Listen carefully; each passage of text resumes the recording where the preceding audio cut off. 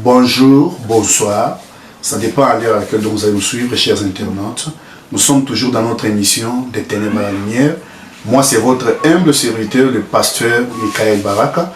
Aujourd'hui, vous allez suivre le volume numéro 3 du témoignage du pasteur Léon Kassongo. Sans plus tarder encore une fois de plus, je vais les laisser libres et vous pouvez suivre ces témoignages sans problème. Je passe le pasteur Léon. Bien-aimés dans le Seigneur, nous vous saluons au nom de notre Seigneur Jésus-Christ. Bonjour, bonsoir, selon l'heure à laquelle vous allez suivre cette émission.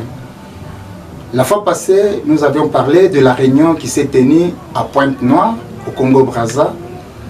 Cette réunion qui a été présidée par Lucifer Satan lui-même. Et je vous ai dit que Satan nous a donné ces 10 commandements. Comme il est copiste singe, il a singé ce que Dieu a mis au point, les 10 commandements, lui aussi en avait donné. La première réunion que j'ai participé, comme je vous ai dit, c'était en 1991 et la seconde, c'était en 1993 qui s'est passée en Égypte, précisément dans la mer Rouge. Et aujourd'hui, nous continuons pour parler de ces 10 commandements que Satan nous a donnés. Le premier commandement, Satan nous a dit ceci: il ne faut pas permettre aux chrétiens de prier et de jeûner.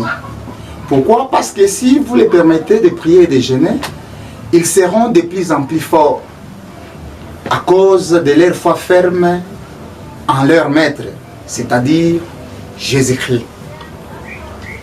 Pourquoi il nous a demandé de gêner les chrétiens, de prier et de jeûner? La Bible nous dit ceci: la prière, c'est notre force. La prière, c'est la voie par laquelle nous entrons en contact avec le Seigneur. Et le jeûne, c'est aussi notre force.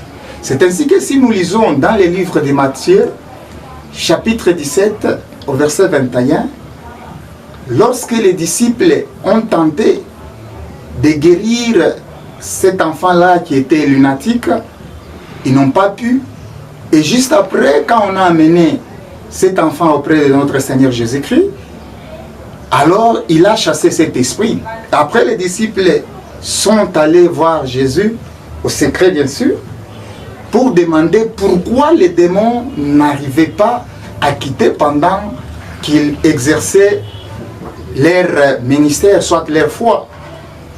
Et le Seigneur les avait dit ceci, que de telle sorte de démons ne partent que par la prière qui est accompagnée de jeûne. C'est ainsi que j'aimerais vous dire ceci. Il y a d'autres esprits du monde des ténèbres, bien sûr. Il y a d'autres esprits pour quitter dans la personne de quelqu'un, il faudrait qu'il y ait la prière. Non seulement la prière, mais la prière qui est accompagnée de jeûne. C'est pour cela que je vais te dire ce matin, si ta prière n'est pas accompagnée de jeûne et que tu y as en toi des esprits qui sortent que par les jeûnes, tu resteras possédé à toujours. C'est la parole du Seigneur. Le deuxième commandement, c'est en fonction de la parole. Il a dit, ne permets pas aux chrétiens de lire et de méditer la parole. Plutôt, disposez-les à lire des livres de notre bibliothèque, des journaux et autre chose à la place de la parole. Pourquoi ce commandement? Si nous lisons dans les livres de Josué, chapitre 1er au verset 8, la Bible nous dit ceci, que ces livres de la loi ne s'éloignent point de ta bouche, médite-les jour et nuit, et agis fidèlement selon tout ce qui est écrit. C'est alors que tu auras du succès dans tout ce que tu entreprendras, et c'est alors que tu réussiras. Bien-aimé, j'aimerais te dire ceci. Notre réussite, notre succès dépend de la méditation de la parole. Non seulement de la méditation de la parole, mais aussi la mise en pratique de cette dernière. C'est pour cela, bien-aimé dans le Seigneur, si tu n'arrives pas à mettre en pratique la parole du Seigneur, à méditer la parole du Seigneur, il est difficile de surmonter, d'être au-dessus des démons qui combattent le succès et qui combattent la réussite. C'est-à-dire, beaucoup de gens échouent, beaucoup de gens n'émergent pas, tout simplement parce qu'ils ne méditent pas la parole et ils ne mettent pas en pratique la parole du Seigneur. Le troisième commandement, il nous a parlé par rapport à la dîme et aux offrandes. Il nous a dit ceci: il faut convaincre aux chrétiens que Dieu n'a pas besoin des dîmes et Dieu n'a pas besoin des offrandes. Plutôt, ce sont le pasteur qui en veulent pour s'enrichir. Alors, j'aimerais te dire ceci, que Dieu a besoin de la dîme et Dieu a besoin des offrandes. Pourquoi? Parce que c'est une institution, c'est un commandement. À ne pas donner la dîme, à ne pas donner les offrandes, automatiquement, on désobéit à la parole du Seigneur. Et une fois un désobéissant devient une proie du diable. Le quatrième commandement, c'est presque le même, mais cette fois-là avec une autre dimension. Il nous a dit: ne permets pas aux chrétiens de donner la dîme, de donner les offrandes, pour qu'on puisse les captiver, qu'ils restent pauvres. Ici, bien-aimé dans le Seigneur, tu dois comprendre que si tu ne donnes pas la dîme et que tu ne donnes pas les offrandes, automatiquement le monde des ténèbres a une main mise sur toi. Et cela va t'amener à te garder dans la pauvreté. Et c'est ainsi que vous allez constater que les institutions, entre guillemets, donc les églises, soit les personnes qui ne veulent pas honnêtement donner la dîme et les offrandes, le diable les captive, les maintient dans la pauvreté. La Bible nous dit ceci: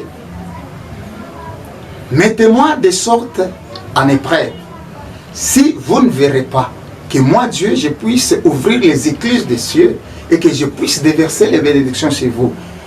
Il ajoute encore: en me mettant de sorte en épreuve, je vais combattre celui qui va essayer de détruire les fruits du travail. Et il dit: vous me volez et vous me posez des questions pour savoir, nous te volons comment? Et il répond: dans les dîmes et les offrandes. Donc celui qui ne donne pas les dîmes, soit sa dîme, celui qui ne donne pas ses offrandes, dans le monde spirituel est comparable à un voleur. Or nous savons tous qu'un voleur n'héritera pas le royaume. J'ajoute encore une chose: il y a aussi certaines personnes que moi j'appelle les voleurs générés. Un voleur généré, c'est quoi? Soit c'est qui?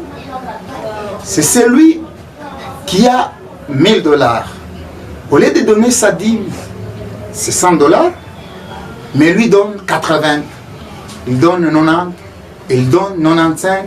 Il a donné quand même sa dîme, mais cette dîme n'est pas conforme à la parole du Seigneur.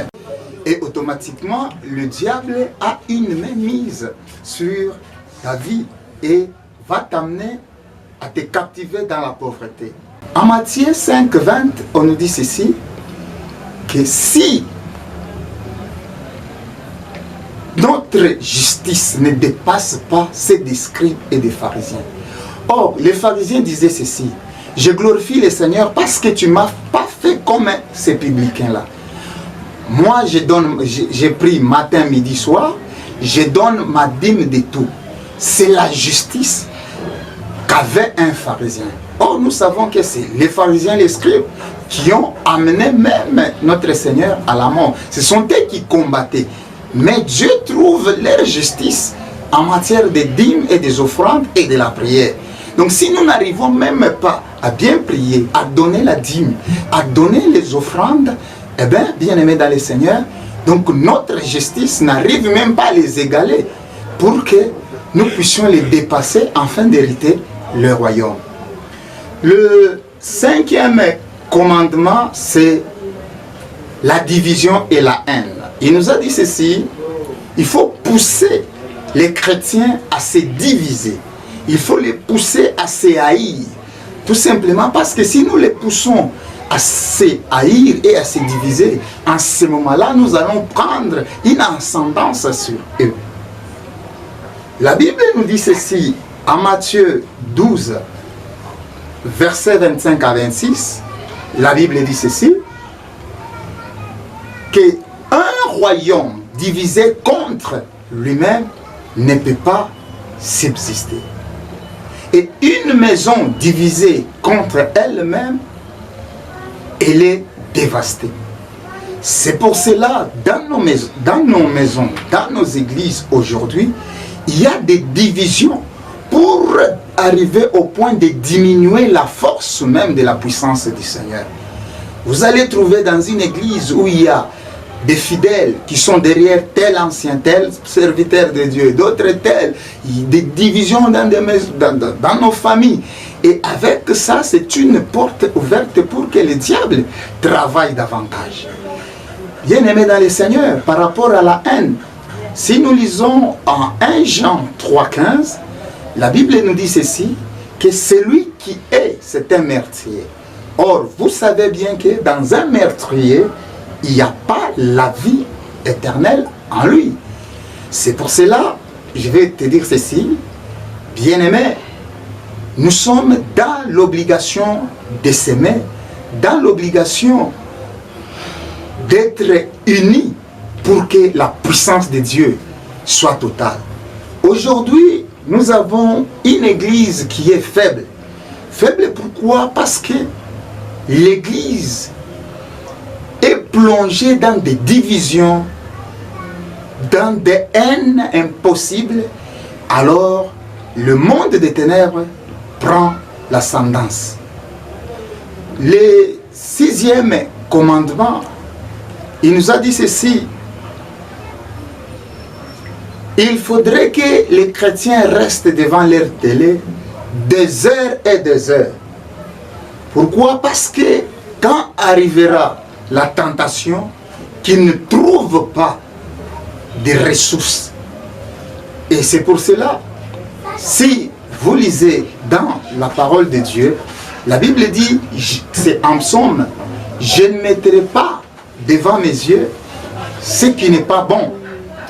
Et aujourd'hui, il y a des gens qui restent devant leur télé des heures et des heures en train de suivre des films et des séquences qui ne sont pas dignes d'être suivis par des enfants de Dieu. Et avec ça, ça diminue la puissance de l'Église. Il nous a donné aussi un autre commandement. Il dit, il faudrait donner aux chrétiens l'intelligence et la sagesse en mensonge. Et il dit, si vous voulez donner l'intelligence et la sagesse en mensonge, ils seront de plus en plus faibles. Et nous allons les gagner jusqu'à la cité des feux. Ici, j'aimerais souligner par ce commandement, Lucifer, Satan lui-même, a reconnu qu'il y a un étang de feu.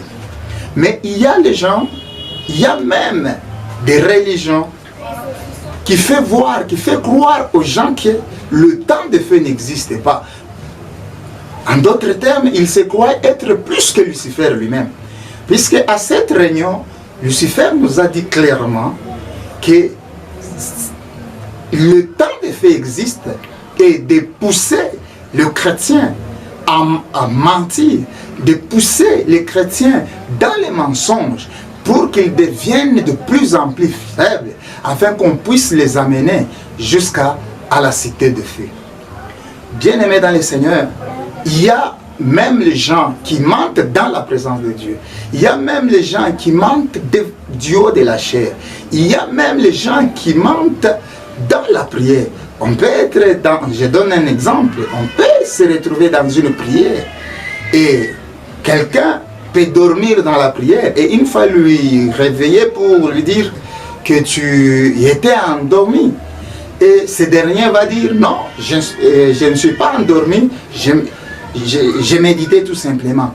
Mais en réalité, c'est un mensonge. Automatiquement, ça diminue même la puissance de cette prière. Tout simplement parce que le père de mensonges, soit le père des menteurs, c'est le diable. Là, nous sommes en Jean 8, 44. Là où la Bible dit, le père de mensonges, c'est le diable. C'est ça, donc, le commandement là de mensonge, le chrétien peut mentir même dans la présence de Dieu. Et cela nous diminue suffisamment.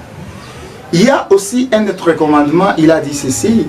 Il ne faut pas permettre aux chrétiens de s'aimer d'un amour pur de leur Dieu, l'amour qui est recommandé dans 1 Corinthiens 13. Et il nous a dit ceci, modifier les versets 7 et 8. Et ces versets nous disent ceci, que l'amour supporte tout, l'amour ne soupçonne point, l'amour est patient et consort. Bien-aimés dans le Seigneur, quand il n'y a pas l'amour, il n'y a pas la puissance de Dieu. Quand il n'y a pas l'amour, il n'y a pas Dieu. Et c'est ainsi qu'aujourd'hui, comme la Bible dit, dans le dernier temps, la charité de plus grand nombre se refroidira. Aujourd'hui, il n'y a pas l'amour tout simplement parce que le diable a renforcé cela par un commandement. Et le monde des ténèbres travaille efficacement par rapport à cela. Il a donné aussi un autre commandement. Il dit, ne permet pas aux chrétiens de prêcher et de témoigner. Pourquoi prêcher? Parce que la Bible dit que cette bonne nouvelle sera prêchée partout pour servir de témoignage, enfin viendra la fin. Lui croit qu'à ne pas prêcher, c'est allonger, c'est prolonger le temps de la fin. Or, en réalité, le temps de la fin est déjà fixé. Le témoignage, c'est par rapport à ce qui est dit en Actes des Apôtres, au chapitre 1er, verset 8, là où il est dit que vous recevrez une puissance du Saint-Esprit survenant sur vous, et vous serez mes témoins à Jérusalem, à Samarie, à Judée, jusqu'aux extrémités de la terre. Alors, nous tous, nous sommes témoins. Ici, nous voulons bien souligner. Bien-aimé dans le Seigneur, tout chrétien est témoin de Christ. Et tout chrétien est obligé de témoigner Christ partout où il est. Mais tout chrétien n'est pas évangéliste. Tout chrétien n'est pas prophète. Tout chrétien n'est pas pasteur. Tout chrétien n'est pas docteur. Tout chrétien n'est pas apôtre. Là, ce sont des ministères. Mais par rapport au témoignage, par rapport aux témoins, nous sommes tous témoins de Christ. C'est pour cela, bien-aimés dans le Seigneur, nous sommes obligés de porter le témoignage de Christ partout où nous allons nous retrouver. Et il nous a donné les derniers commandements, c'est en rapport au retour de Christ. Il a dit ceci, si c'est possible, mentez aux chrétiens que leur Seigneur, leur maître, pouvait venir dans 20 ans.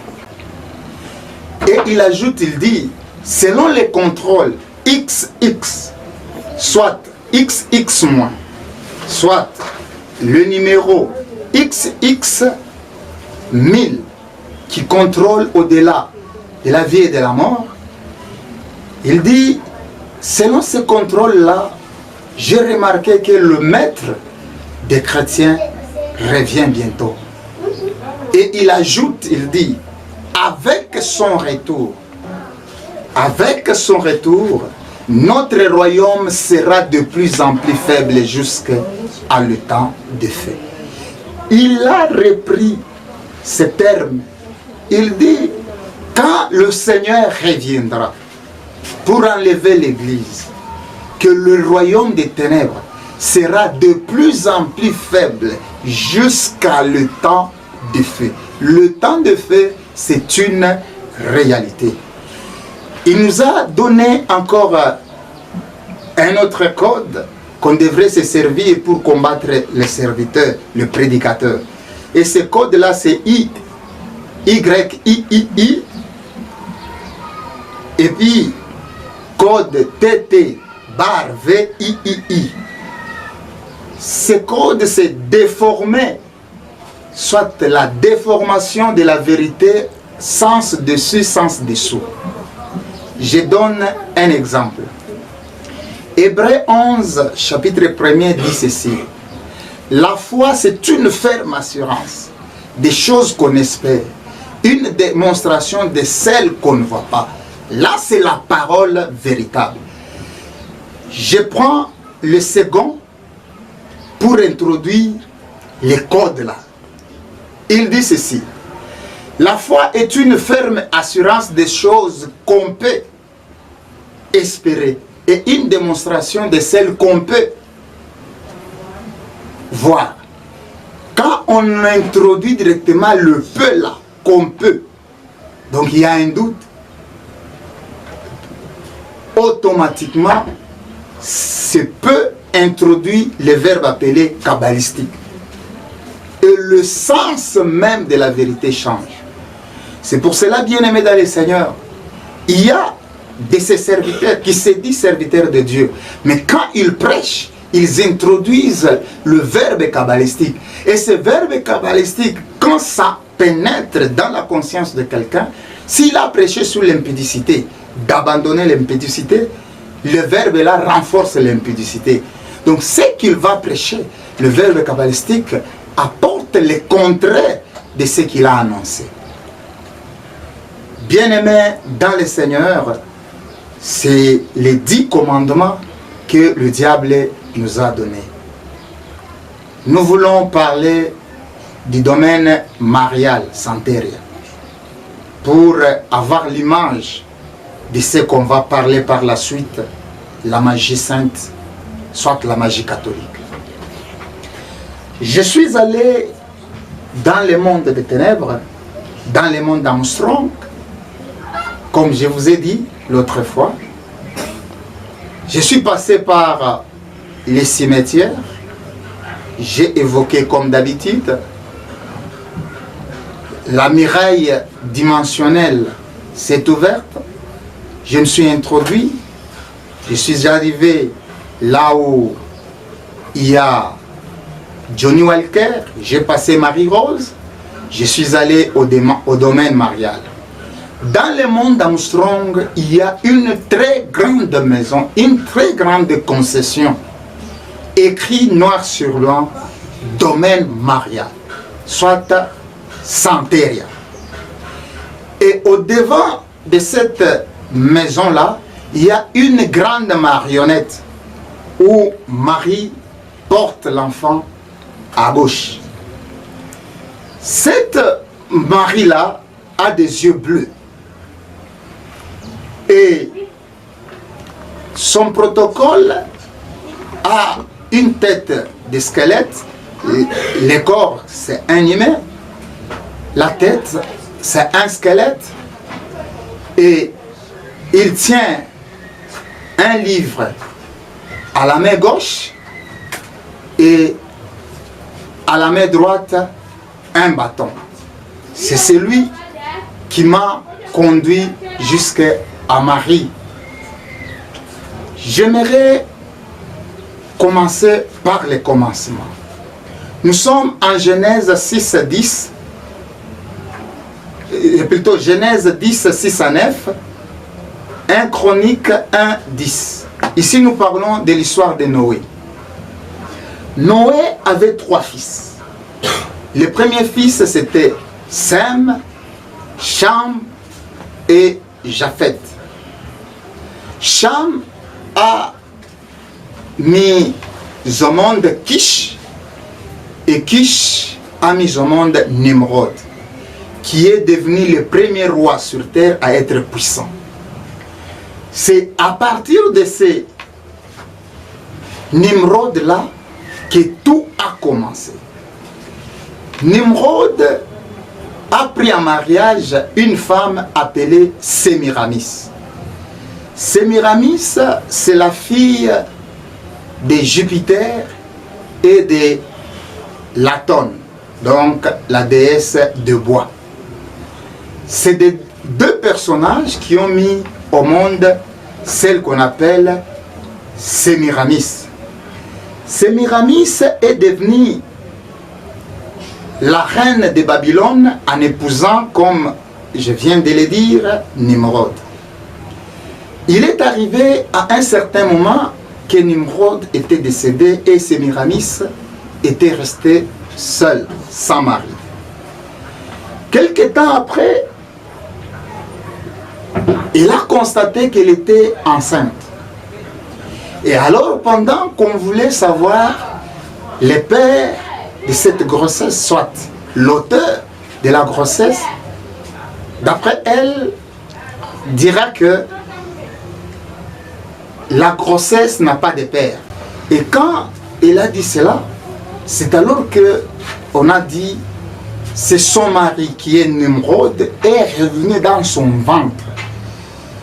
Et c'est alors qu'on va l'appeler la mère de son mari, soit la reine mère.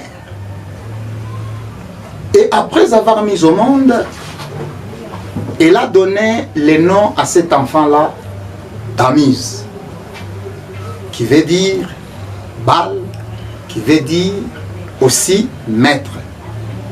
Satan s'est servi de ces trois personnages pour fonder une institution appelée religion, en d'autres termes, église entre guillemets, et cette institution est répandue partout au monde.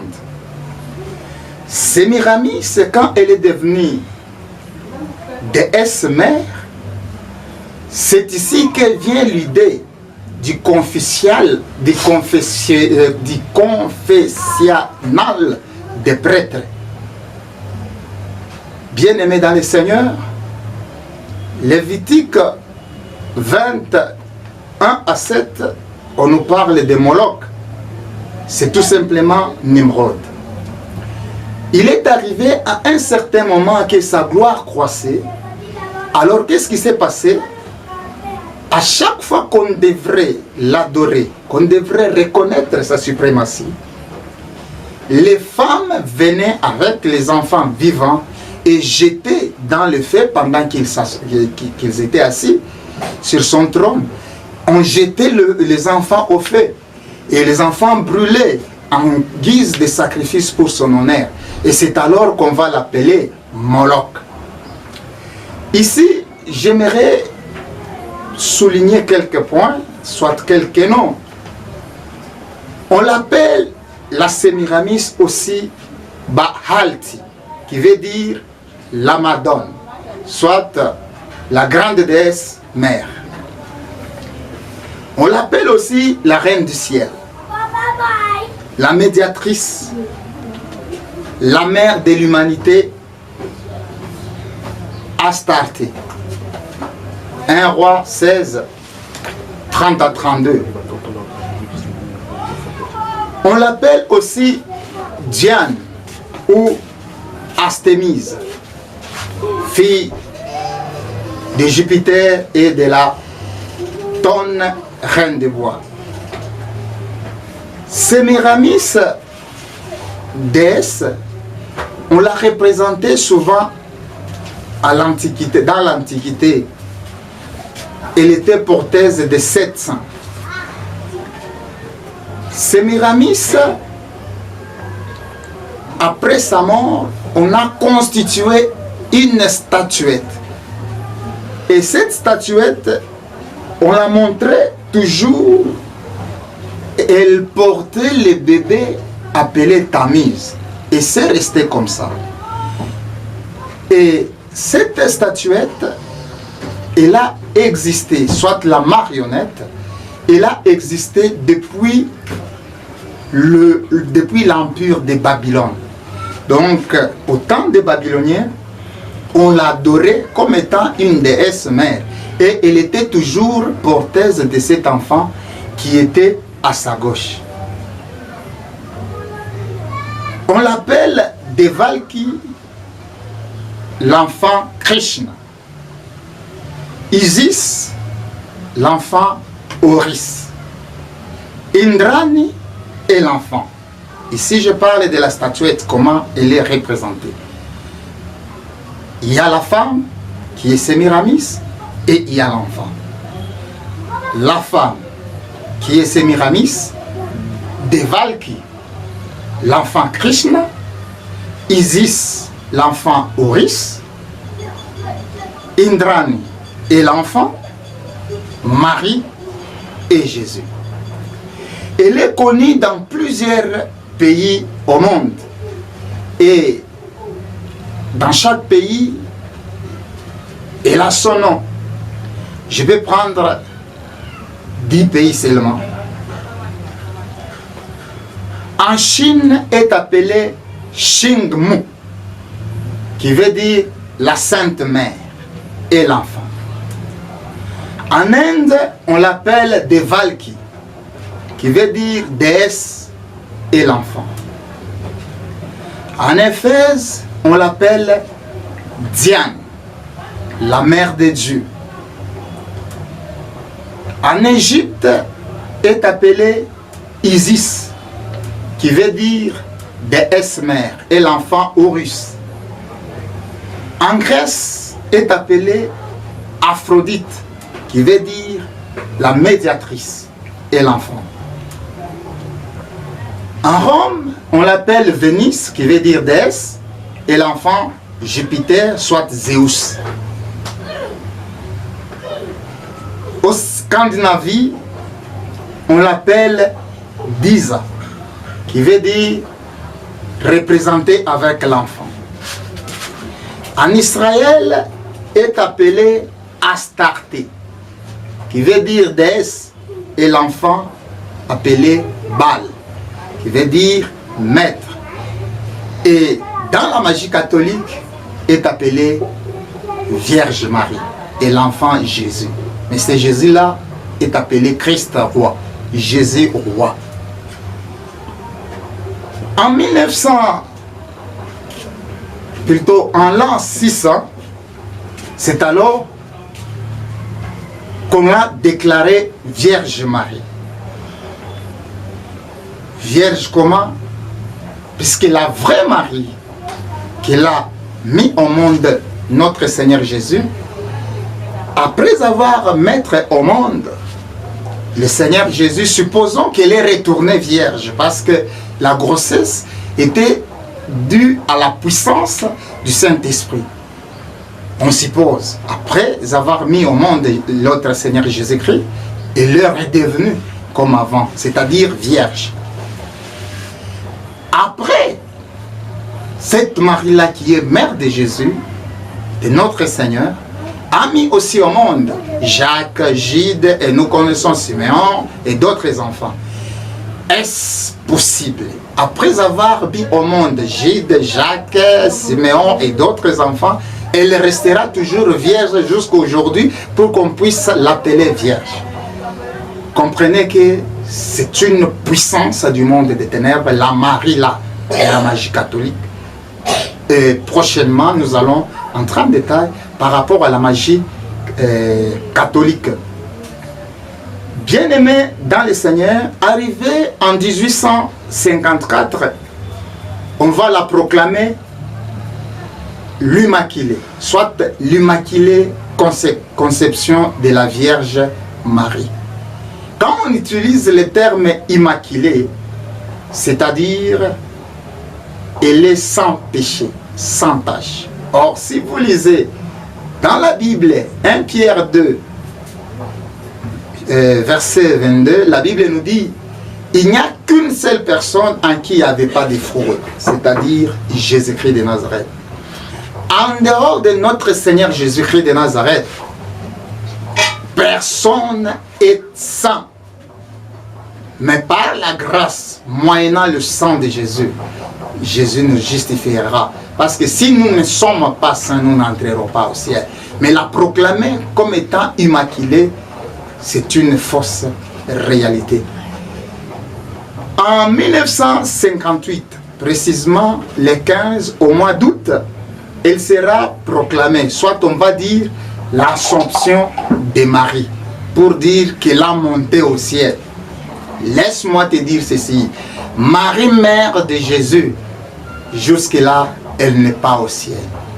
Elle est là où il faut attendre pour qu'on puisse ensemble monter avec le Christ. C'est pour cela que je vais te dire ceci, bien-aimé dans le Seigneur. Cette Marie qui est Sémiramis, qui est Diane, qui est Madone, qui est ce que les gens appellent Marie, mère de Jésus, elle est tout simplement un démon qui vit dans le monde de Pandémonium, précisément dans le monde de Polion, et bien dans le monde Armstrong. Nous aurons entré en détail par rapport à cette Marie-là quand nous aurons à parler sur la magie catholique. Elle contrôle aussi la sorcellerie du monde. Quant à la sorcellerie du monde, j'aimerais dire un point, que le désert de Kalahari, donc à l'Afrique centrale, c'est là où il y a le siège mondial de la sorcellerie. Le désert Kalahari. La sorcellerie est l'art de la destruction, l'art de jeter les mauvais sorts. Une fois arrivé à 18 h, au désert de Kalahari, il y a un sifflet dont on va siffler à 18 h au désert de Kalahari. Tous les sorciers du monde, c'est à partir de ce moment-là qu'ils entrent en communication avec leur monde, c'est-à-dire le monde des sorciers. Bien-aimé dans le Seigneur, j'avais aussi le pouvoir de la sorcellerie. C'est pour cela que j'aimerais aujourd'hui qu'on puisse parler un peu sur la sorcellerie. Celui qui pratique la sorcellerie est appelé sorcier ou sorcière. Et celui qui est sorcier est censé d'avoir le pouvoir de destruction, le pouvoir de jeter les mauvais sorts aux gens. Et la sorcellerie se pratique sous forme de sortilèges, donc les sorts, jeter les sorts. Il y a un esprit appelé Vertelet, soit Verdelet. Cet esprit-là, il est prince. Et c'est lui qui contrôle la sorcellerie de mon pays, c'est-à-dire le Congo RDC. Cet esprit de Verdelette-là, il a mis sa capitale à Lodja. C'est une ville qui est dans mon pays. Et dans cette ville-là de Lodja, qu'est-ce qui se passe? Chaque le 31 décembre, le grand sorcier du monde, le représentant des sorciers, plutôt le représentant des sorciers de mon pays, aille là-bas pour présenter leur rapport annuel. Et cela se passe chaque année, le 31 décembre. Je vais parler sur un point. Il y a trois sortes de la sorcellerie. Il y a ce qu'on appelle la sorcellerie inconsciente. Cette sorcellerie inconsciente travaille souvent par les rêves. Et ce sont les sorciers déjà initiés, les sorciers conscients, qui utilisent d'autres personnes dans la sorcellerie. Mais ces derniers travaillent inconsciemment. Je peux donner un petit exemple. Toi qui rêves souvent en train de manger, et ça arrive souvent, et parfois tu rêves que tu es en train de tuer, et même la journée, tu réalises que la personne que tu as rêvé, que tu as tué la nuit, et cette personne s'est fait tuer. Laisse-moi te dire que tu as besoin de la délivrance, tout simplement parce que c'est la puissance de la sorcellerie qui est derrière tout ça. Et dans la sorcellerie inconsciente, il y a aussi la sorcellerie caractérielle. C'est-à-dire quoi? Quelqu'un peut avoir un caractère de sorcier. Donc il réunit tous les éléments de la sorcellerie dans son caractère. Mais lui-même ignore qu'il est sorcier. Lui-même te dira que je n'ai jamais volé, je n'ai jamais volé donc pour aller dans le monde des sorciers, je n'ai jamais tué quelqu'un, je n'ai jamais fait ceci, cela. Mais en réalité, cette personne est sorcier, mais tout en étant sorcier inconscient. Il y a des sorciers conscients, ce sont des sorciers déjà initiés. Il y a les sorciers du sang. Celui qu'on appelle sorcier du sang, c'est celui qu'on a donné la sorcellerie à partir du ventre de sa mère. Donc dès que sa maman a conçu, automatiquement la maman transmet la sorcellerie à l'enfant. Et cet enfant naît automatiquement sorcier. Et généralement, les sorciers du sang, soit les sorciers par le sang, ce sont eux qui prennent des grandes responsabilités dans le monde de la sorcellerie et dans le monde des humains.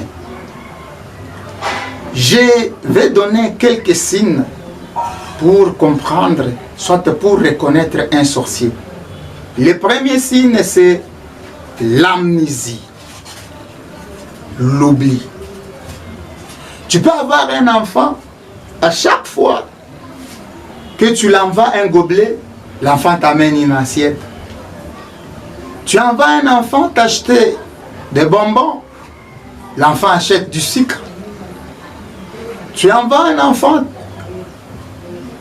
t'apporter des chaussures, l'enfant t'apporte les pantalons. Donc, l'enfant manifeste l'oubli extrême, ce qu'on appelle l'amnésie.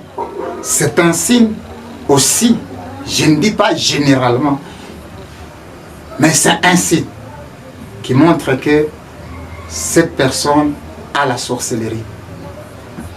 Il y a aussi l'épilepsie. Il y a l'épilepsie causée par des problèmes du corps, d'autres par la maladie. Et généralement, il y a l'épilepsie aussi qui est comme signe de la sorcellerie. Il y a aussi ce qu'on appelle la somnolence, soit le somnambisme. Quelqu'un peut dormir la nuit, il peut même ouvrir, tout en étant endormi, il peut ouvrir la porte, il part, il arrive même quelque part, il va se retrouver qu'il est déjà dehors. C'est aussi un signe.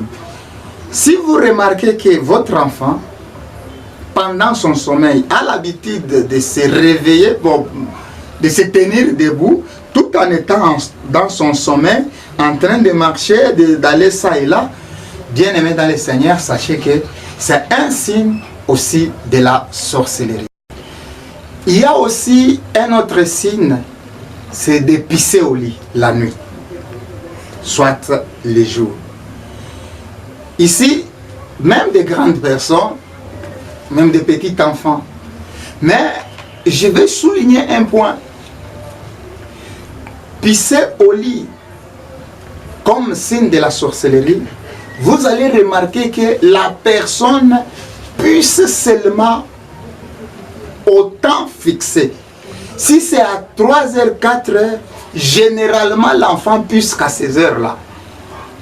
4h du matin, l'enfant va pisser. 4h du matin, l'enfant va pisser. 4h... Et ça devient comme une routine et les parents savent que dès qu'il va arriver 4 heures du matin, dès qu'il va sonner 4 heures du matin, l'enfant va pisser. Et si vous les remarquez, bien-aimés dans le Seigneur, sachez que c'est un signe de la sorcellerie. Tout simplement parce qu'il y a d'autres personnes qui n'arrivent pas à supporter la puissance de la sorcellerie en eux. Une fois qu'ils sont allés dans le monde des sorciers, que chez nous, communément, on appelle les Chanda,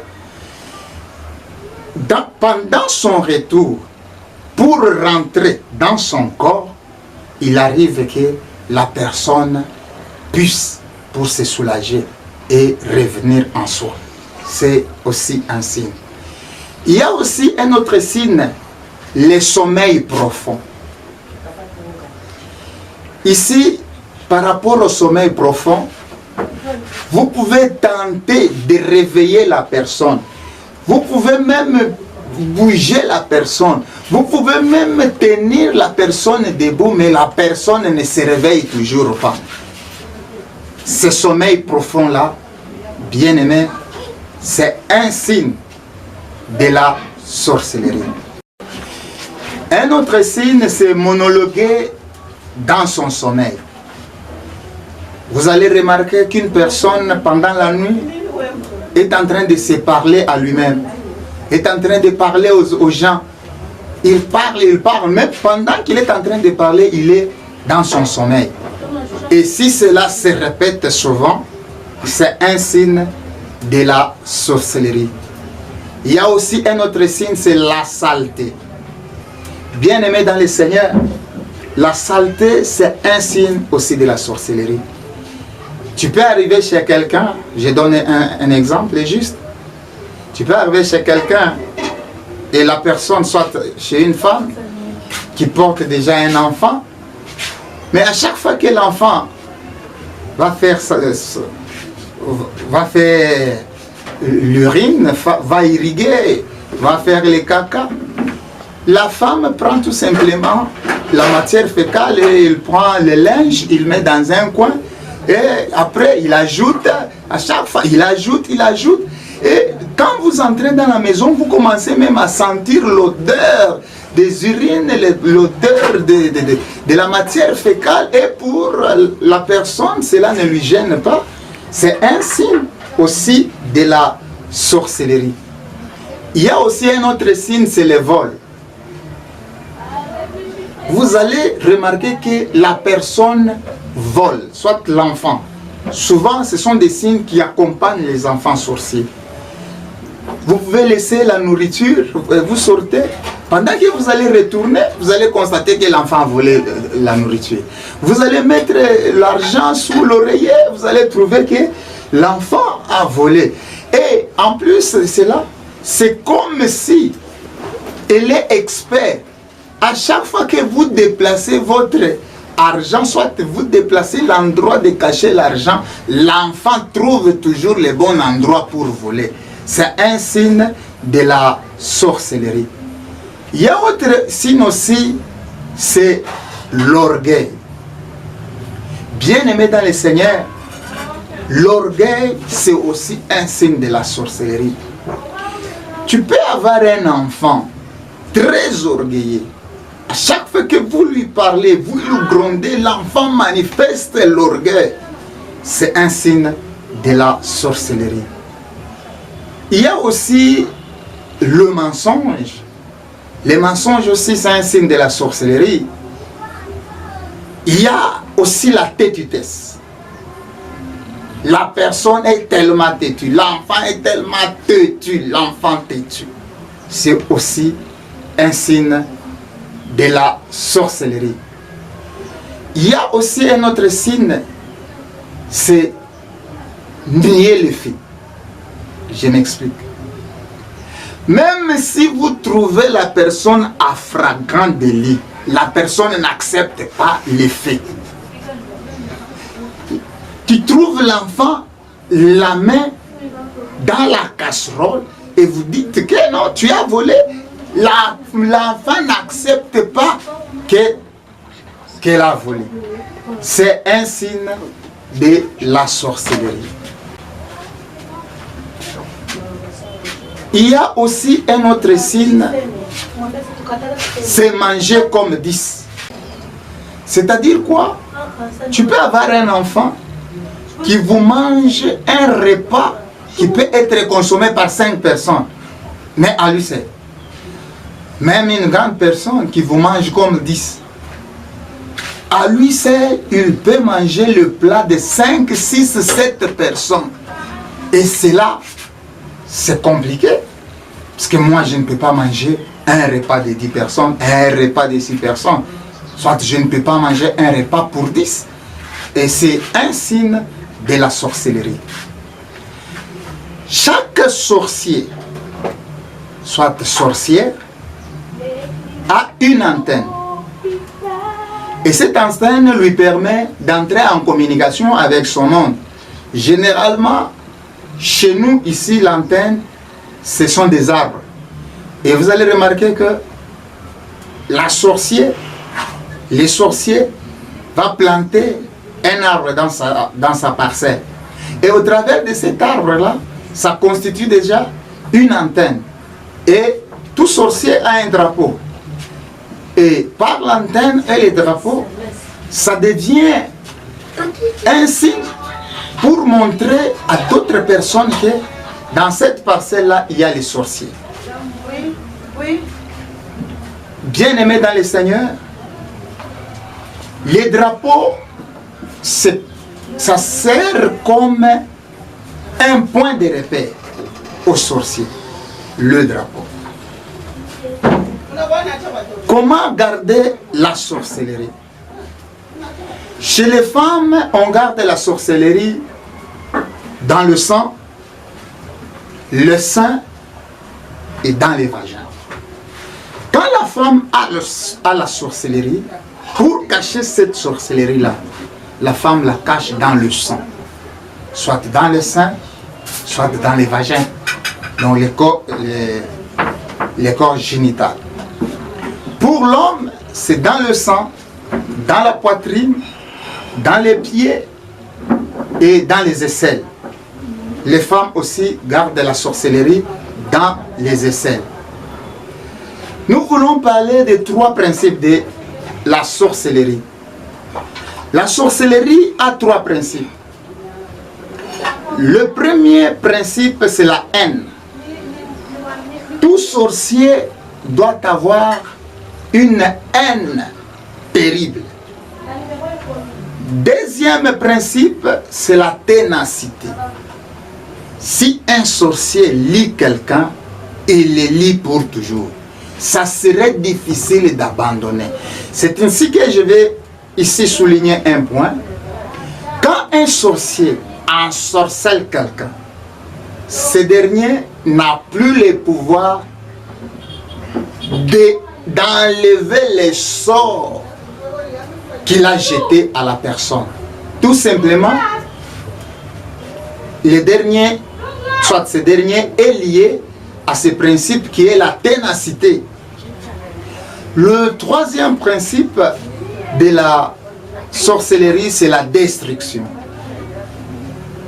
Alors, la haine, la ténacité, la destruction, ce sont les 3 principes qui régissent tout sorcier et toute sorcière. Donc, ce sont ceux qui font que un sorcier puisse travailler sans pitié, puisse s'engager sans pitié. Bien-aimé dans le Seigneur, quand un sorcier jette un mauvais sort chez quelqu'un, les sorts n'entrent pas comme ça. Nous devons comprendre que toute personne a des cavités. La première cavité, d'abord la cavité c'est quoi? C'est juste un trou qui permet aux démons d'entrer, qui permettent aux maléfices d'entrer. La première cavité se trouve ici, sur la tête. C'est pour cela que je vais te dire, toi qui passes les jours toi qui passes le temps à chercher souvent les serviteurs, à chaque fois qu'on t'impose les mains, si ce serviteur-là a des puissances occultes, automatiquement il va vous posséder, vous envoûter au travers de la cavité. Ici sur les pommes, ici, les pommes de main, il y a aussi une cavité par laquelle le maléfice entre, la puissance des ténèbres. Alors la haine, la ténacité, la destruction, ce sont les trois principes qui régissent tout sorcier et toute sorcière. Donc ce sont ceux qui font que un sorcier puisse travailler sans pitié, puisse s'engager sans pitié. Bien-aimés dans le Seigneur, quand un sorcier jette un mauvais sort chez quelqu'un, les sorts n'entrent pas comme ça. Nous devons comprendre que toute personne a des cavités. La première cavité, d'abord la cavité c'est quoi? C'est juste un trou qui permet aux démons d'entrer, qui permettent aux maléfices d'entrer. La première cavité se trouve ici, sur la tête. C'est pour cela que je vais te dire, toi qui passes les jours toi qui passes le temps à chercher souvent les serviteurs, à chaque fois qu'on t'impose les mains, si ce serviteur-là a des puissances occultes, automatiquement il va vous posséder, vous envoûter au travers de la cavité. Ici sur les pommes, ici, les pommes de main, il y a aussi une cavité par laquelle le maléfice entre, la puissance des ténèbres entre. Bien-aimés dans le Seigneur, sous les pieds, il y a aussi une cavité. J'ai dit ceci pour me résumer. Le monde de la sorcellerie utilise, soit faire passer leur maléfice par des cavités. La première cavité, c'est sur la tête, sur les mains et sous les pieds. Toute personne a ce qu'on appelle aura, l'aura. C'est une lumière blanche ou bleue. Cette lumière, si elle est blanche ou bleue, il y a difficile que la puissance des ténèbres puisse pénétrer au travers la cavité. Et c'est ainsi que, avant de jeter un sort de maléfice chez quelqu'un, on évoquait d'abord l'esprit de quelqu'un. Bien-aimé, la sorcellerie travaille par l'accusation. C'est la seule voie par laquelle les sorciers arrivent à envoûter, à séduire, à posséder, à tuer, à faire tout ce qu'ils veulent. Et je faisais comment? Si je vais jeter les mauvais sorts à quelqu'un, j'attendais à 18h. Une fois arrivé à 18h, je faisais un cercle. Et pendant que je vais faire ce cercle-là, je vais faire un petit trou. Par ce trou, je vais prendre un petit papier que je vais écrire les noms de la personne que je vais jeter les mauvais sorts. Et avant d'enterrer ce papier-là, je vais commencer à accuser la personne. Il est ceci, il fait ceci, il fait cela.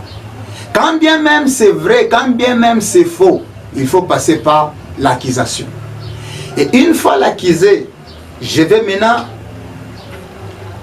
prendre ce petit papier-là, je vais l'enterrer au centre de ce cercle. Le cercle-là, c'est le pentacle. Quand nous aurons entrer précisément dans la magie, c'est alors que nous allons parler sur les pentacles et sur les pentagrammes. Alors, je vais enterrer. Après avoir enterré, je vais faire un croix. Qu'on appelle la croix des éléments. La croix aussi c'est un pentacle. La croix aussi c'est une puissance. C'est ainsi que, bien aimé dans le Seigneur, je n'encourage pas les églises qui mettent la croix, soit le signe de la croix, sur leurs églises. Parce que la croix a un sens diabolique. Bien sûr, notre Seigneur est mort à la croix, mais il ne nous est pas demandé de mettre la croix. Parce que Exode nous interdit de faire une quelconque représentation. Des choses en haut, des choses en bas, pour dire que ça. Non, ce n'est pas bon. Toi qui as mis la croix sur ton église, bien aimé dans le Seigneur, il serait mieux de l'enlever, puisque ça ne représente rien, si ce n'est un pentacle par lequel les gens qui entrent dans l'église peuvent se servir pour évoquer et pour travailler. Bien-aimé dans le Seigneur, pendant que j'acquisais la personne, j'attendais maintenant l'heure où on devrait aller dans le monde des ténèbres. J'ai dit ceci, à 18 h, il y a un sifflet qui provient à partir du désert de Kalahari. Et ce sifflet est entendu, soit écouté par tout celui qu'on appelle sorcier ou sorcière, partout dans le monde. Et à 18 h là, tout sorcier et sorcière entre en contact avec son monde à lui. Et je vous ai dit, ici je souligne, les sorciers ne vont pas dans le monde des Pandominions. J'ai dit que le monde des Pandominions est constitué de 3 grands mondes, c'est-à-dire le monde de Tartarus, qui se trouve au niveau supérieur, c'est-à-dire au ciel. Et il y a aussi le niveau de Polion et le niveau astral, le monde astral. Mais eux ne vont pas ni dans le monde de Tartarus, ni dans le monde de Polion, encore moins dans le monde astral. Et ils vont dans le monde des sorciers. Et ce monde des sorciers, c'est un monde imaginaire, un monde mental. Le diable les limite juste sur le plan mental. C'est-à-dire, ils peuvent utiliser un marché qui devient leur monde. Ils peuvent utiliser en dessous d'un grand arbre qui devient leur monde des sorciers.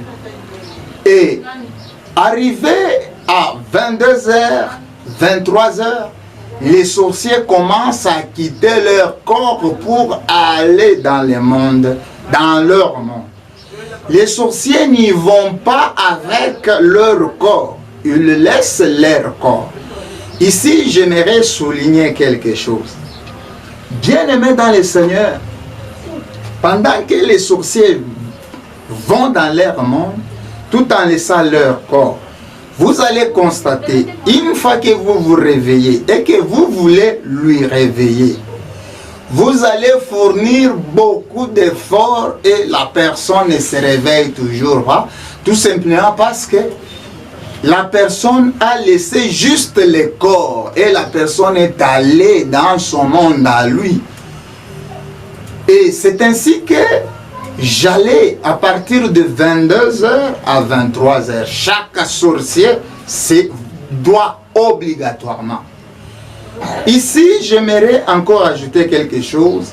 Dans le monde des sorciers, dans le monde de la sorcellerie, il n'y a pas des absences. Quand bien même tu es malade, tu dois y aller. Qu'il pleuve, qu'il neige, tu dois y aller. C'est obligatoirement à l'heure fixée, tu dois te retrouver dans ton monde à toi. Et une fois arrivé dans le monde des sorciers, qu'est-ce qu'on faisait?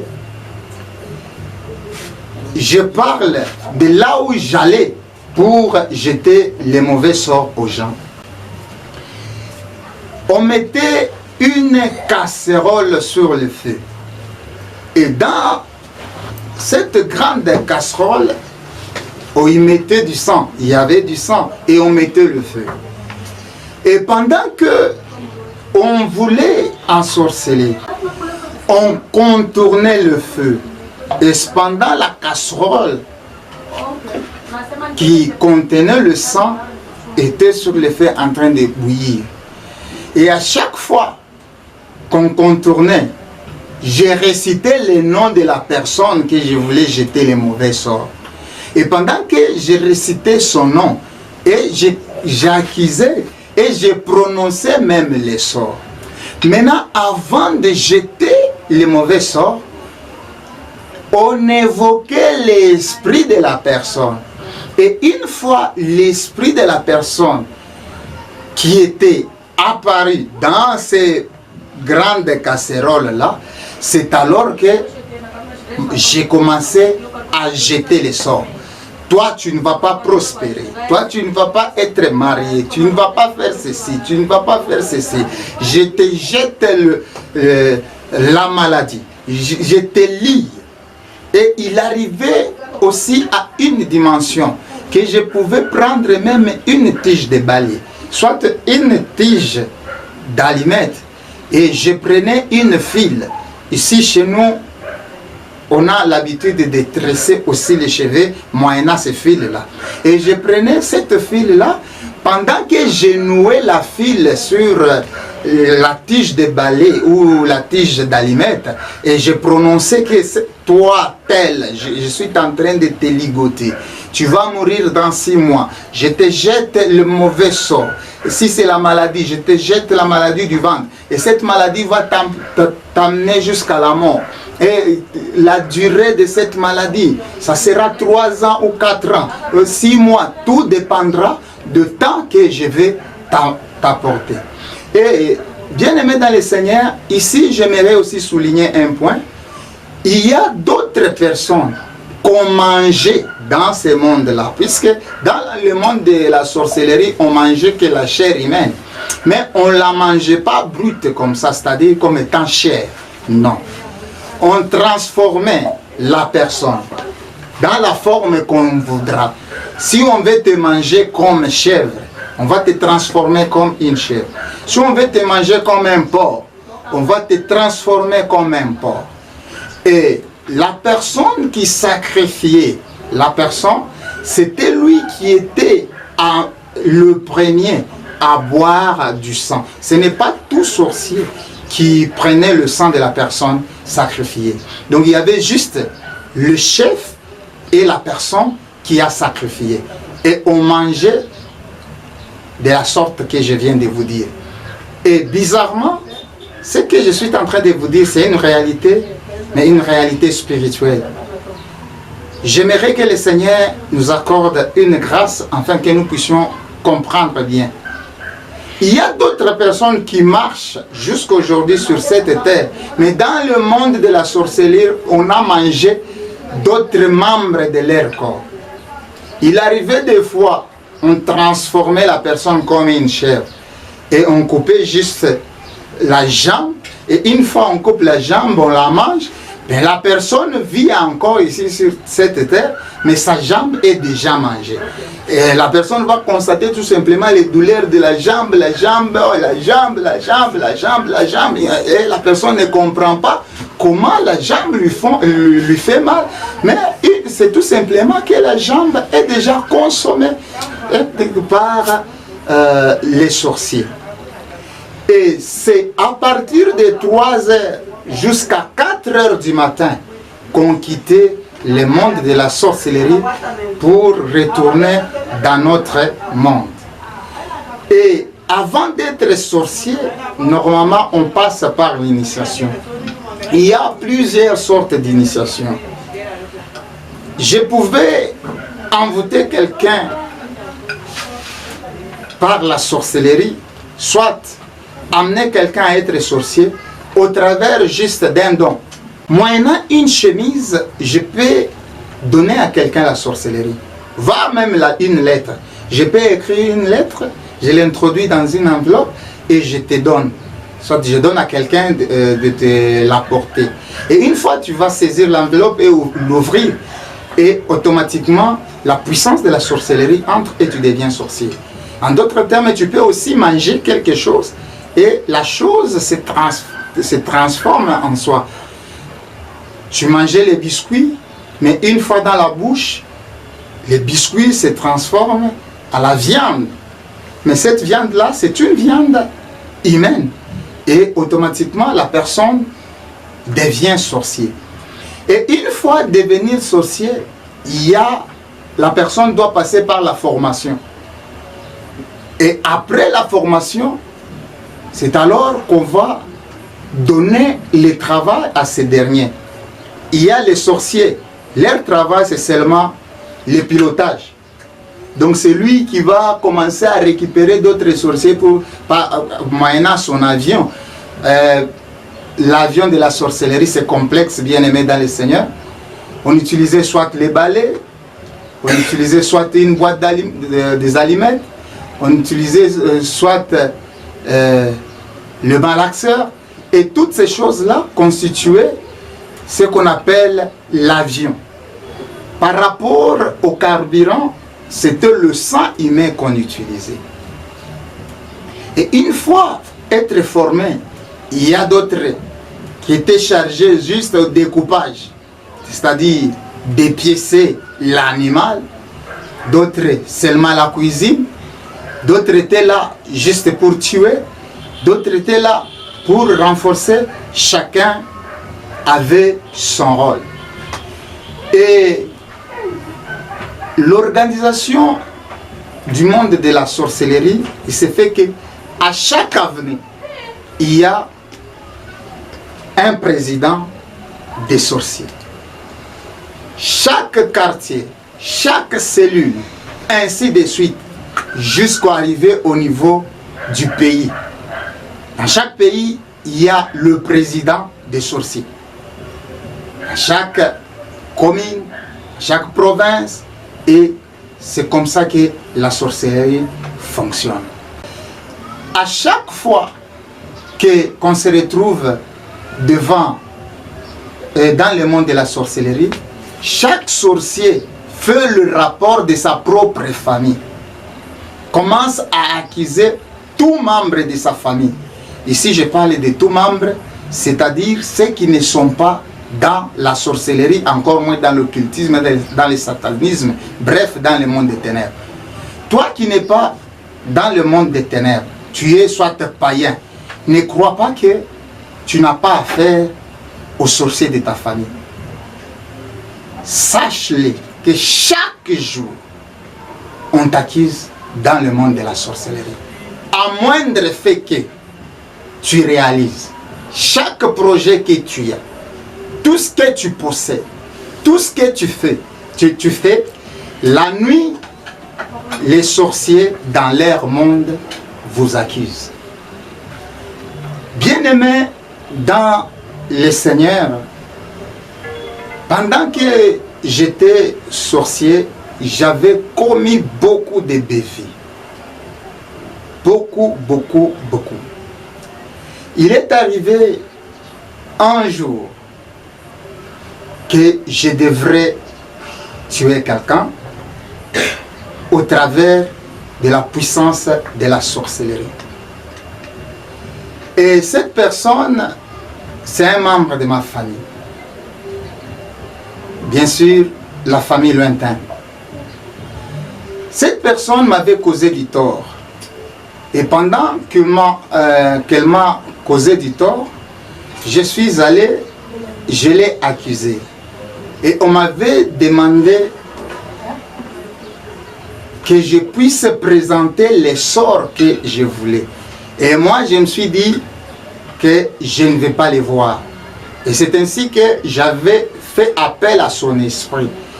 Et quand il a apparu dans notre monde, on m'a demandé de lui poignarder. Et je lui ai poignardé. Et dans le monde réel, quand je suis retourné, il avait juste eu un mot de tête, et après quoi, il était mort. Dans le monde des sorciers, il y a aussi l'hierarchie. Il y a le roi, il y a les princes, il y a les reines, il y a les présidents, ainsi de suite. Avec la puissance de la sorcellerie, c'est le sang qui constitue même la force.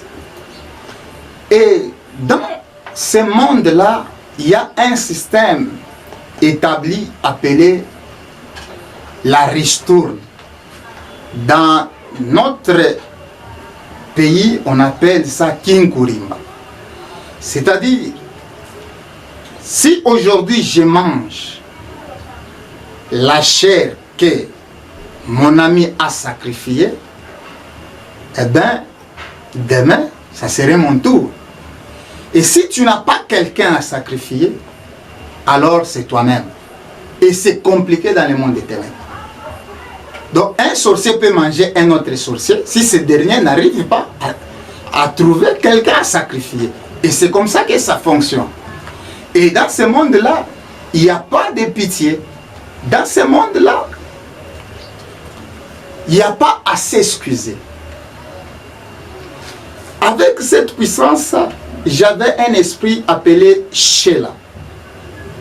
Cet esprit-là, je l'utilisais souvent dans des hôpitaux, les maternités. Chère maman, suis ce que je vais dire. Dans des maternités, il y a des sorciers. Leur rôle, c'est quoi? Quand l'enfant naît, j'évoquais cet esprit-là de Sheila pour sceller l'enfant. Dès que l'enfant est bébé, je scellais les enfants par la marque de la sorcellerie. Cette marque-là pouvait servir au monde des ténèbres, au monde de la sorcellerie, soit pour tuer l'enfant, soit pour récupérer l'enfant, afin que l'enfant se retrouve aussi sorcier. Des deux, j'ai utilisé cet esprit de cela pour récupérer le sang. Une fois que la maman accouche, il y a le sang. Il y a une perte de sang là-bas. Et à chaque fois, on coupe les cordons ombilicaux ou l'ombilic, il y a le sang qui se perd. Et c'est ce sang-là qu'on récupérait pour forger un caractère sorcellerique à l'enfant. C'est pour cela, bien aimé, avant d'aller même s'accoucher, ou avant d'aller à la maternité pour s'accoucher, il serait bien de recommander ce processus-là entre les mains du Seigneur. Et une fois l'enfant naît, il faudrait aussi recommander l'enfant entre les mains du Seigneur. Puisque souvent c'est la base et la source des liens des enfants. Et généralement, la sorcellerie, soit le monde de la sorcellerie, aime envoûter les gens dès l'enfance. Pourquoi? Parce que l'enfant est innocent, l'enfant ne comprend rien. Et généralement, ce sont les sorciers enfants qui sacrifient plus que les sorciers adultes. Tout simplement parce que ces sorciers enfants sont inconscients, ils ne savent rien. Et à chaque fois qu'on veut se servir de ces enfants-là pour les duper, qu'est-ce qu'on disait? On demandait juste à l'enfant d'apporter un habit de son papa, de son frère, de sa soeur, de sa maman, soit une file tout simplement de l'habit. Et dès que nous allons récupérer cela, on va l'utiliser pour tuer.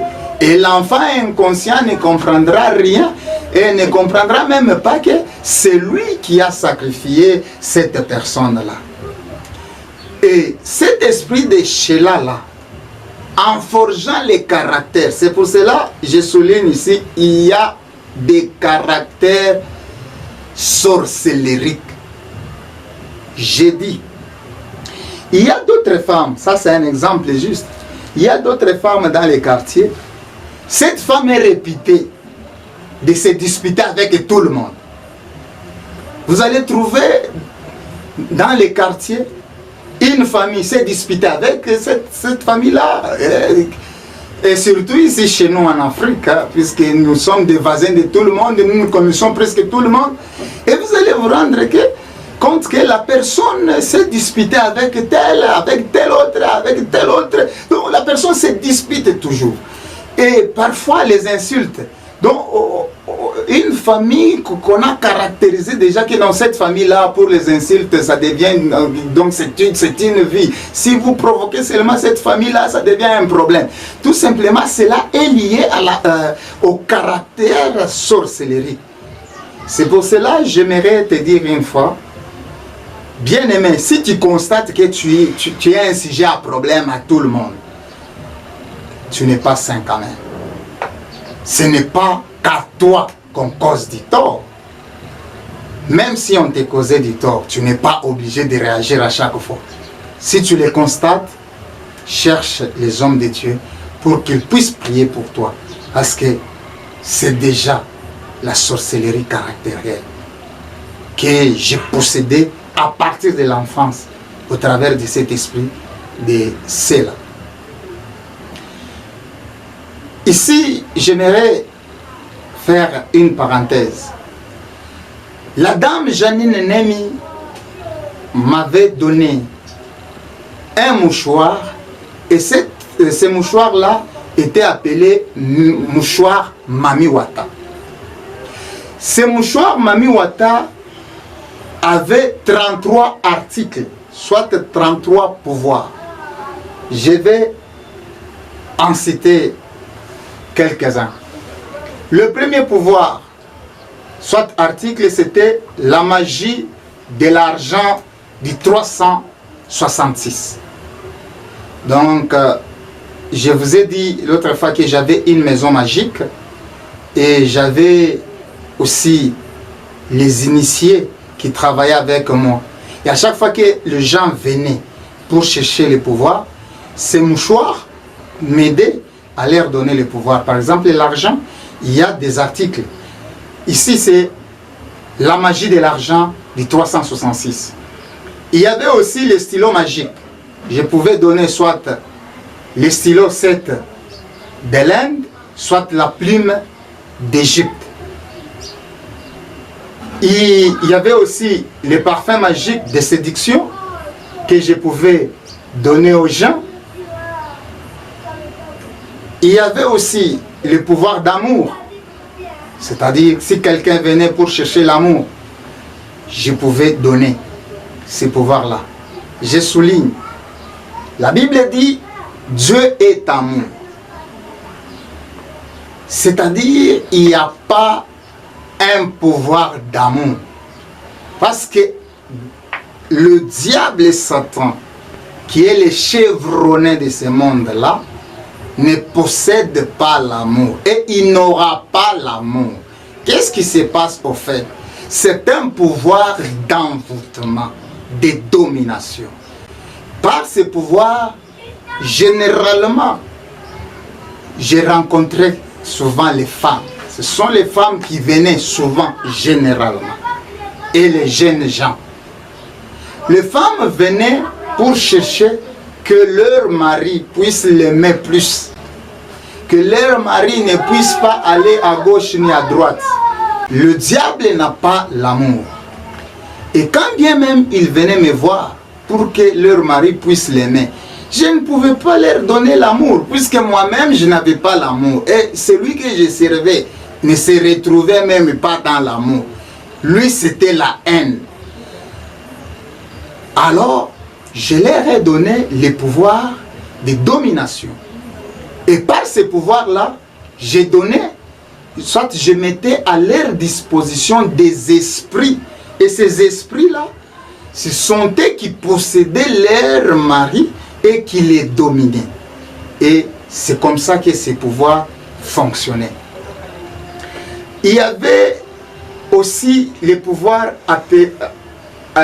appelés portefeuille d'argent ou portefeuille magique. C'est un article très dangereux. Pourquoi? Parce que cet article a seulement deux conditions. Une fois échoué, une fois violé, c'est soit la folie, soit la mort. Et la portefeuille magique, il y avait la portefeuille pour 3 mois, pour 6 mois, ainsi de suite. Ici, je souligne un point. L'argent n'apporte pas l'argent. Dans le monde des ténèbres, il y a un principe qui dit papier égale argent, feuille égale argent, poussière égale argent. Et tout article qui est lié à l'argent, c'est le sang humain qui entre en jeu. Quand bien même je vais te demander l'argent, mais sache que après cet argent-là, je vais tuer quelqu'un de ta famille. Même si tu es conscient ou tu n'es pas conscient. Puisque l'argent que les esprits vont t'amener, ça va provenir que du sang et non de l'argent que tu vas donner. Puisque dans le monde des ténèbres, ils n'ont pas besoin d'argent. Là-bas, il n'y a pas un marché qu'eux aillent pour acheter ou des boutiques et consorts. Tout est magique là-bas. Ces mouchoirs possédaient aussi un autre pouvoir de s'enrichir pendant 30 jours. Donc dans 30 jours, tu deviens riche.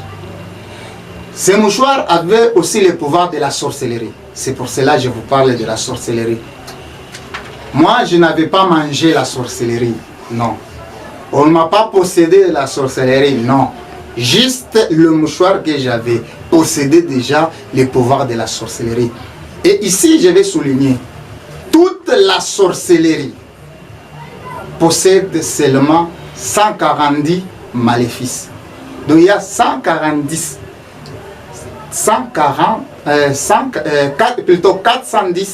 maléfices. Quelle que soit la sorcellerie de l'Égypte, des Chinois,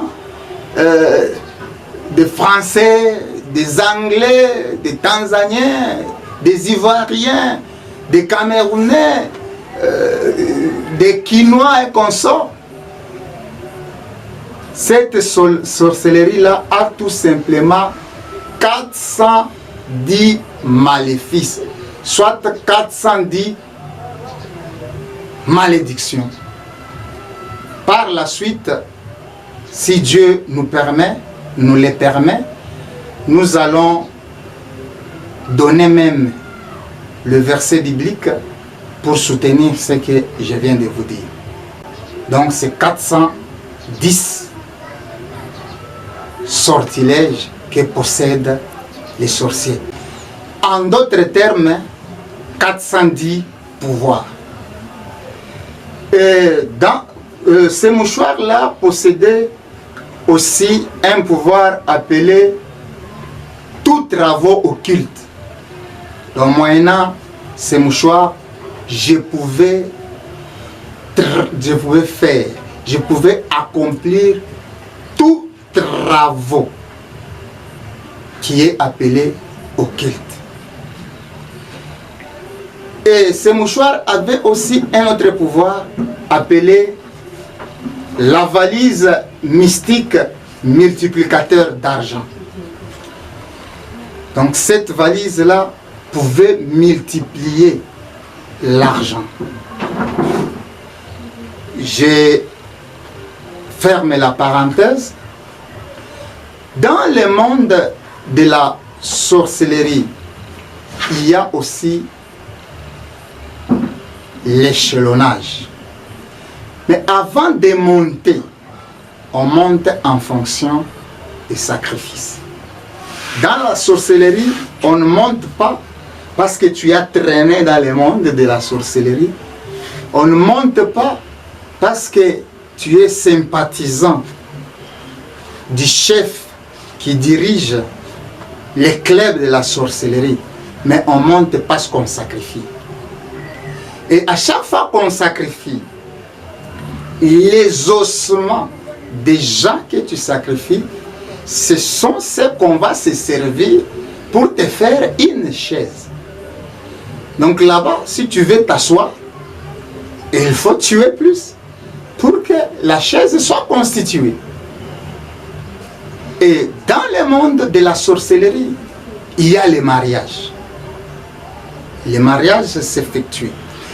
Et ces mariages-là ne comptent pas l'âge. À mon âge ici,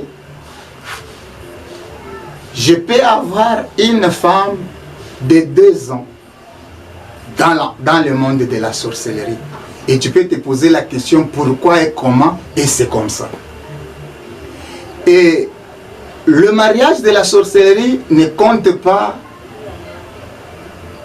la parenté. Tel que je suis, je peux être époux à ma mère, à ma tante, à ma fille, à ma cousine, dans le monde de la sorcellerie. Et dans le monde de la sorcellerie, il y a même la conception. On met même au monde. Mais les grossesses de la sorcellerie ne dépassent pas 40 jours. Et c'est pour cela, quelqu'un peut faire 4 ans dans la sorcellerie, mais la personne vous dit qu'elle a 8 enfants.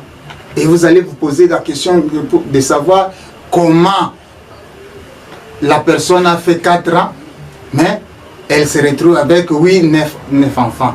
Tout simplement parce que la grossesse prend 40 jours. Bien-aimés dans le Seigneur, nous allons continuer par la suite. Aujourd'hui, j'aimerais dire quelque chose. La colère, c'est une source très efficace pour que les soucis puissent s'introduire dans ta vie. C'est pour cela la Bible dit, si vous vous mettez en colère, que cette colère-là n'arrive pas même au-delà du coucher du soleil. Mais il arrive même que le chrétien dorme sous leur colère.